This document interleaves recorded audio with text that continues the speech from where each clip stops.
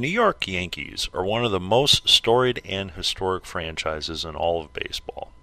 What many may not be aware of, however, is they were originally named the Baltimore Orioles for the first 2 years of the franchise's existence in 1901 and 1902, until moving to New York and taking the name the New York Highlanders. This is not, however, to be confused with the current-day Baltimore Orioles, who were a relocated team in 1953 from the St. Louis Browns. In 1913, when the team relocated across town to play in the Polo Grounds, also referred to as Brush Stadium during that era, and that is when the franchise took the name the Yankees.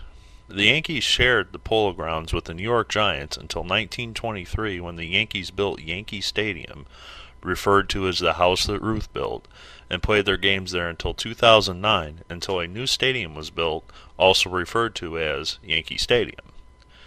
The Yankees organization has had many of the game's greatest players play for its organization throughout the year.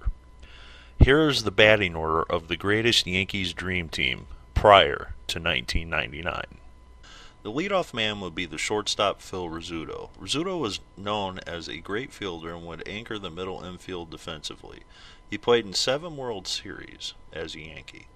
His offensive stats were not anything to write home about, but he was a very low strikeout hitter, which means when he batted, he made contact. The most strikeouts Rizzuto had in one season was 42, and that was at the age of 34. Rizzuto commonly would lead off during the 1940s for the Yankees. It should be noted that Phil lost 3 years to serving in the United States Navy in the prime of his career from 25 to 28 years old, or his stats probably would be even higher for most offensive categories, including stolen bases. His best year came after his return from the war in 1950, when at age 32 he batted .324 and had an on-base percentage of .418, claiming the American League MVP award and leading the Yankees to a World Series title. When setting the tone of the game, who better than to have a scrappy middle infielder named Scooter at 5'6" leading off and putting the ball in play. Batting second and playing second base is Tony Lazzari. Lazzari was fortunate enough to play on some of the greatest Yankees teams featuring Ruth and Gehrig. I selected him as the second hitter because over his 12-year career with the Yankees, he batted .293 and had an on-base percentage of .379. In a lineup as prolific as the all-time Yankees, you need to have someone to get on base before the 3, 4, and 5 hitters. Lazzari always has a little speed. He stole 147 bases over that time period with the Yankees, which roughly averaged out to about 12 a season. His best year came in 1929 when he batted .354, had 18 home runs, 106 RBIs, and had an on-base percentage of .429. Lazzari gets the nod over Joe Gordon, another great and forgotten Yankees Hall of Famer, because he was more of a contact hitter than Gordon, where Gordon was more of a home run hitter and commonly would bat cleanup for his respective teams. Lazzari would normally bat in the 6th hole on the Yankees Murderers Rows teams, but because of his ability to hit for contact and get on base, you definitely would want him to come to the plate and get on base when 3, 4, and 5 of this team came to the plate. Now for the fun part, the 3, 4, and 5 of this lineup. No surprise here, but Babe Ruth batting third and playing left field. Yes, I said left field. It has been forgotten over time, but Ruth actually played 1,048 games in left field as opposed to 1,132 games in right. So the argument can be made that he played half of his career in left and half of it in right, minus the years he, of course, was pitching. Ruth actually was a decent fielder with the Yankees, as a .972 fielding percentage in left field indicated over his time in left. His fielding percentage in right was slightly lower at .965. Offensively, the legend and the myth do exist. The 3-time MVP batted .349, slugged 659 home runs, and stole over 100 bases in his tenure as a Yankee. One of my favorite quotes in baseball cinema was from the movie Cobb, starring Tommy Lee Jones. When in the movie someone asked Cobb, acted by Jones, of what he thought of Ruth. Cobb simply replied, "He ran well for a fat man." Over his career, he led the Yankees to 7 World Series. Another fun trivia fact on Ruth is that technically he is undefeated as a pitcher of the Yankees. Many know Ruth was a two-time 20-game winner pitcher with the Red Sox before he was sold to the Yankees. Ruth only made 5 appearances as a pitcher as a Yankee, 3 of which when he was 25 and 26 years old. But in 1930, at the age of 35, he pitched a complete game and repeated this task again in 1933 at the age of 38, his second to last season as a Yankee. To put this in perspective, this would be like Albert Pujols pitching a complete game for the Angels this year and getting the win. This just further adds to the legend of Babe Ruth and some of the amazing feats he accomplished as a baseball player. Ruth, number 3, wore that number because that is where he batted in the lineup.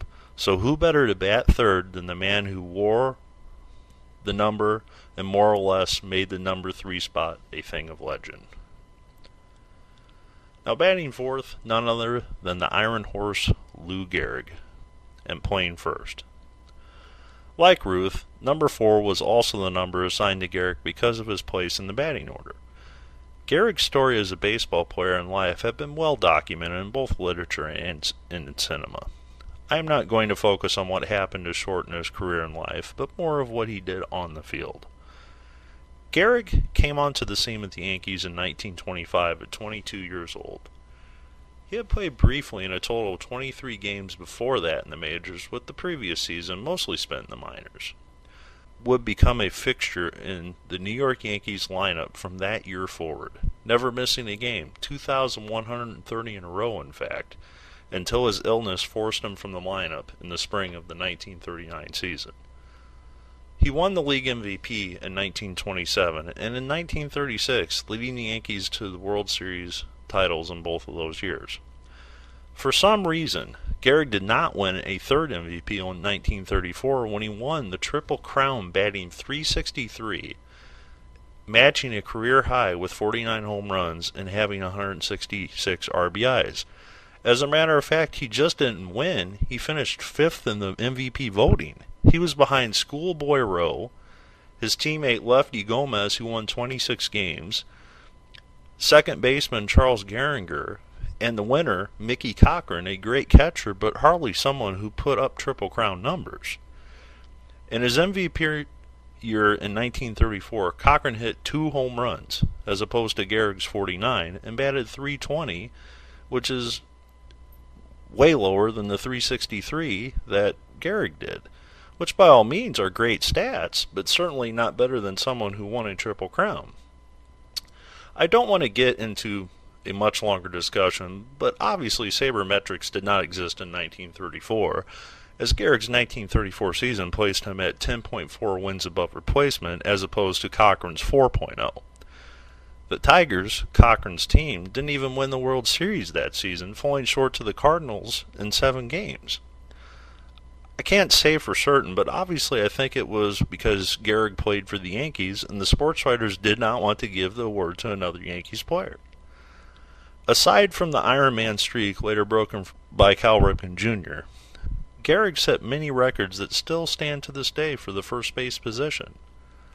Most impressive is his ability to produce RBI with a record 8 seasons straight with over 120 RBIs, which is still a major league record for first baseman. This is why he is ideal in batting fourth and batting in the cleanup spot in this Yankees roster. Batting fifth and playing center is Mickey Mantle. Now, I must admit, if I were to put this team together on paper, I probably would bat Mantle fourth behind Ruth, only because he was a switch hitter, and that would break up the back-to-back lefties in Ruth and Gehrig. But as a baseball purist, I simply cannot break up number 3 and number 4 in the lineup. Now, for the manager in me, not that I ever managed or anything, I definitely would make this a game-by-game decision depending on my situational pitchers on the opposing team. Obviously, facing a lefty starter such as Warren Spahn, spoiler alert for the Milwaukee Braves all-time team, or Steve Carlton, I would probably go left, switch, left, batting Mantle fourth. Now, with that being said, on to why Mickey Mantle is the greatest center fielder ever for the Yankees. Some have even argued he might be the greatest ever at the position. Continuing in the Yankees tradition, Mantle won the 3 MVP awards, 1 Triple Crown in 1956, and led the Yankees to 7 World Series championships. Mantle came to the Yankees as a 19-year-old from Oklahoma in 1951. For almost a decade, Mantle was at the top of his game, being one of the most feared hitters of that era. In his Triple Crown season, 1956, he batted .353, hit 52 home runs, and had 130 RBIs, and claimed the MVP award. The following year, he won a second MVP award, batting .365, but did not have the most home runs that season in the league. After his back-to-back MVP seasons, the Yankees were always in contention, until some injuries caught up to Mantle early in the 1960s. After a shortened 1963 season where he only played in 65 games, he bounced back with 35 home runs at the age of 32 in 1964. This would be the most home runs he would hit in a season for the remainder of his career, and would be the last time the Yankees would see the World Series with him in center field. Mantle's decline also saw a decline for the Yankees' success as they failed to be in contention after the 1964 season, which started a rebuilding period for the Yankees. Mantle goes down as one of the greatest ever to play the game, and would be a perfect hitter batting 5th in this lineup as the all-time switch hitter in home runs. Now batting 6th, this pick may come as a surprise to many. But after looking at the statistics and thinking who defensively I would want in right field, remember Ruth is playing in left, a very overlooked, in my opinion, great Yankee is batting 6th, and that is the 7-time Gold Glove winner, Dave Winfield. Winfield came to the Yankees as a big free agent in 1981 after spending 8 seasons with the Padres. Winfield actually played 9 seasons for the Yankees before departing via trade. Winfield was a natural athlete. Like Ruth, Winfield first excelled as a pitcher on the diamond in college. He played 2 sports while at the University of Minnesota and was actually drafted in the NFL despite not playing college football, and the NBA draft along with the MLB draft. Winfield chose baseball, and the Padres wanted his rifle arm and bat in the lineup immediately and went straight from the college ranks to being a 21-year-old in the majors. Flash forward to the 1981 offseason, and at the time, the contract he signed in 1981 made him the highest paid player in the game.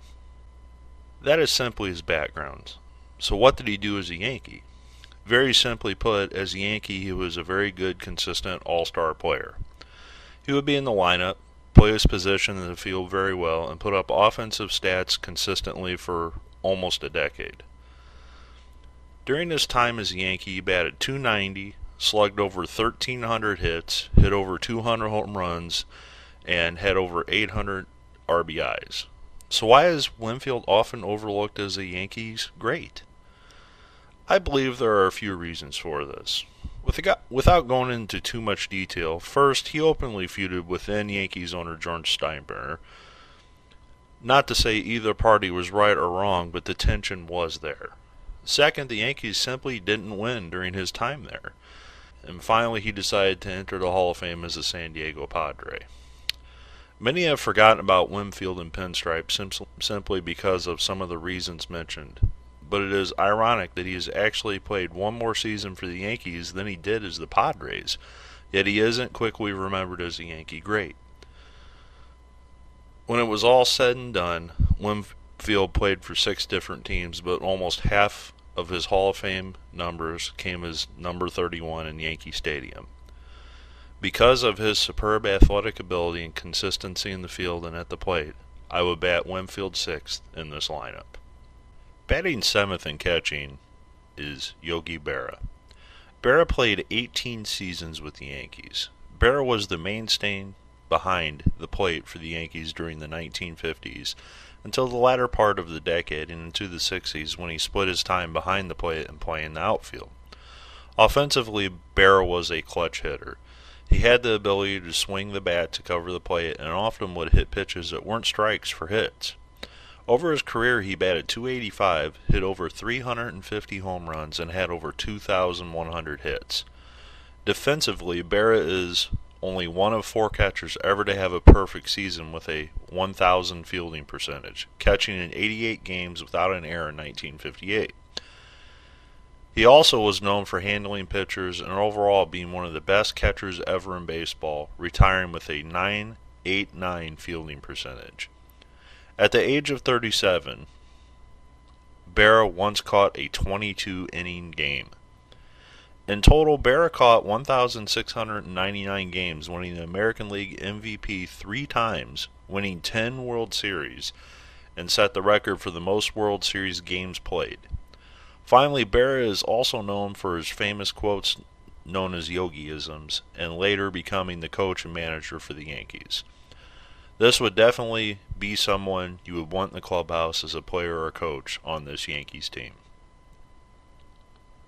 Batting 8th is 2-time Gold Glove winner Graig Nettles.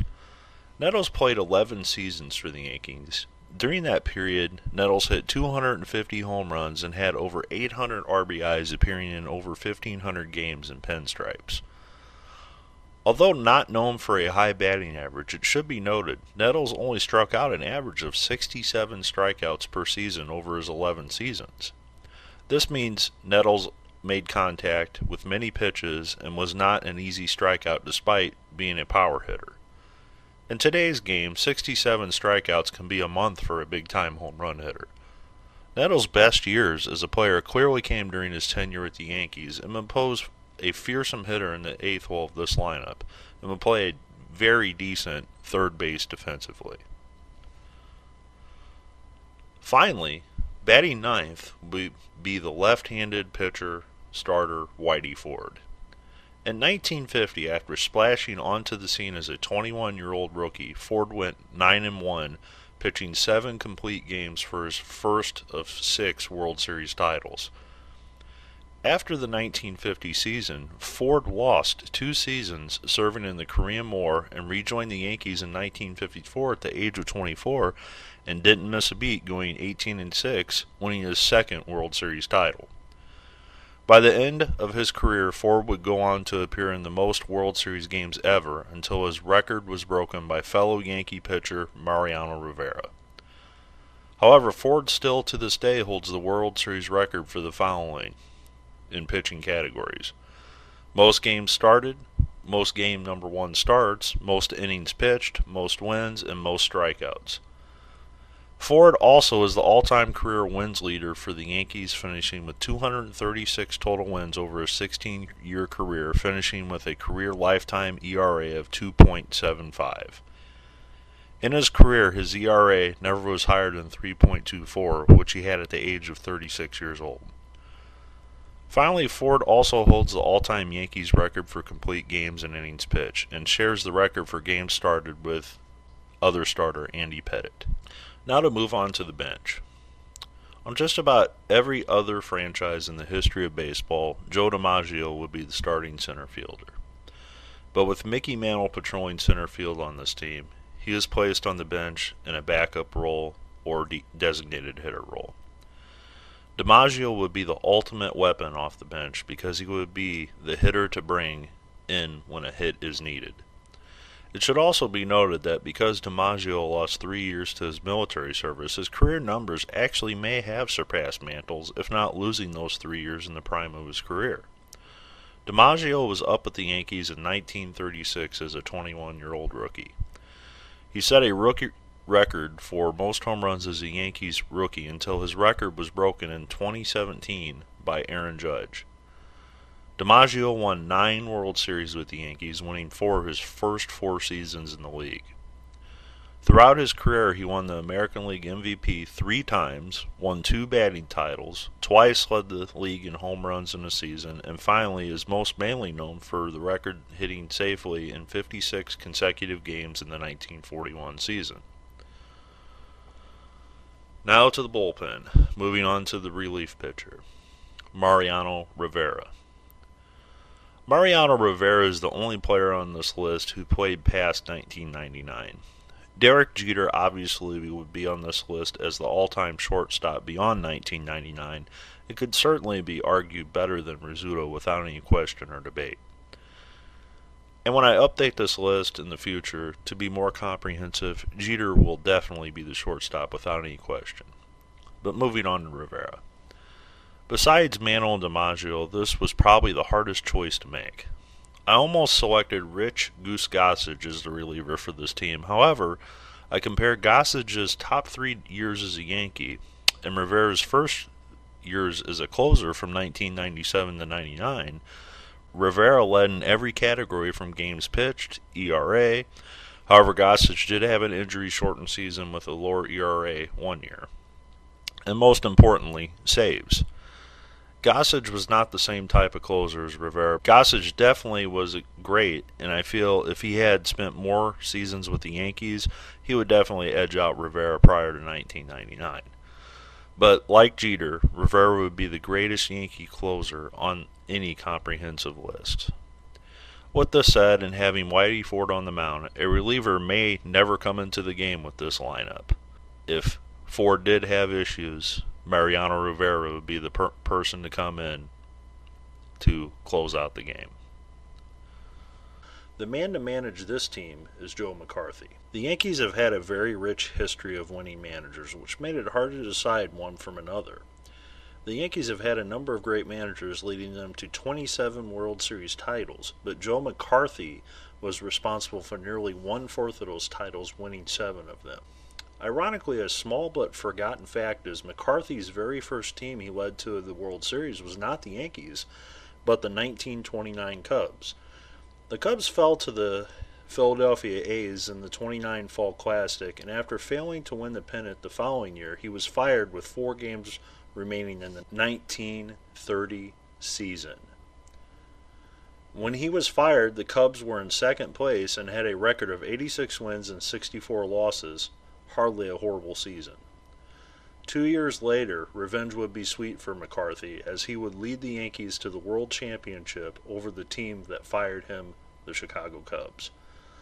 He went on to manage a total of 8 World Series as the Yankees manager and won all but one. He spent 16 years as the Yankees manager, compiling 1,460 wins. McCarthy still is the active leader in career winning percentage with an amazing .615 winning percentage over his managerial career. In 32 years as a major league manager, he never had a losing season. Now that we have introduced the manager and the starting lineup, let's let this all-time Yankees team take the field and see what happens out on the diamond.